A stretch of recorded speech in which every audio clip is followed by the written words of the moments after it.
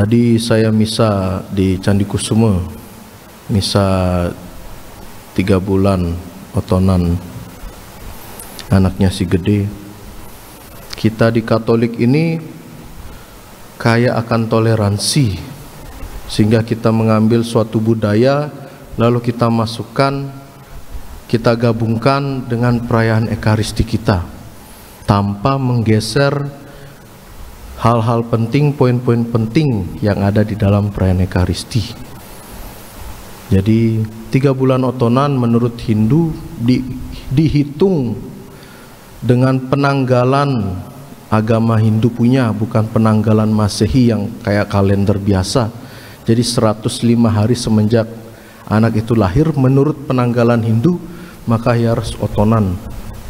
Itu dengan maksud supaya ia bisa menjadi anak yang baik, diarahkan hatinya, pikirannya pada suatu kebaikan di dalam kehidupannya, dipersiapkan dengan baik jasmani dan rohaninya.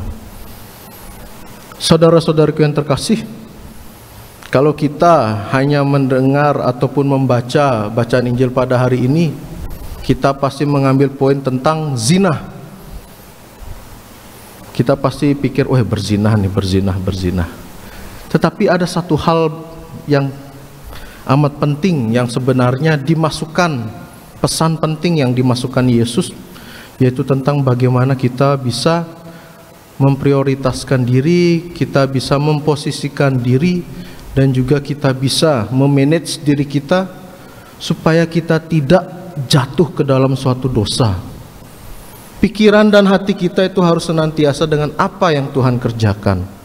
Begitu pula di dalam kehidupan kita, saudara-saudariku yang terkasih, kita diajak untuk bisa memposisikan batin kita, memposisikan diri kita, supaya kita tidak bisa berbuat suatu kesalahan di dalam kehidupan kita.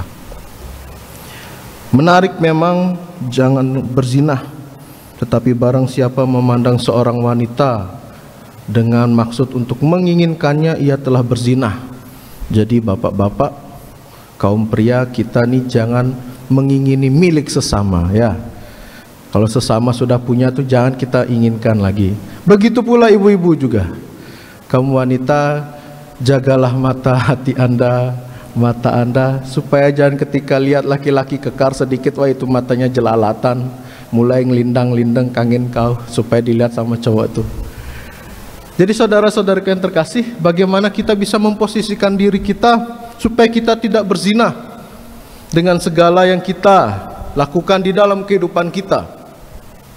Ketika kita melakukan suatu kebaikan, haruslah kita menjalankannya dengan sepenuh hati.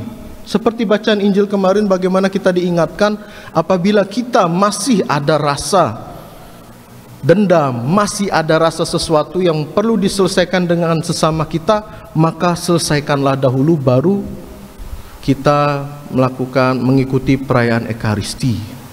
Jadi supaya ketika kita menghadap Tuhan, perasaan kita plong, hati kita nih lurus, fokus dengan Tuhan yang hadir dalam suatu perayaan Ekaristi lewat perwujudan dari seorang imam. Jadi saudara-saudaraku yang terkasih, sederhana saja yang ingin Tuhan inginkan, bagaimana kita bisa menjaga hati pikiran kita supaya kita bisa tetap melakukan suatu kebaikan di dalam kehidupan kita.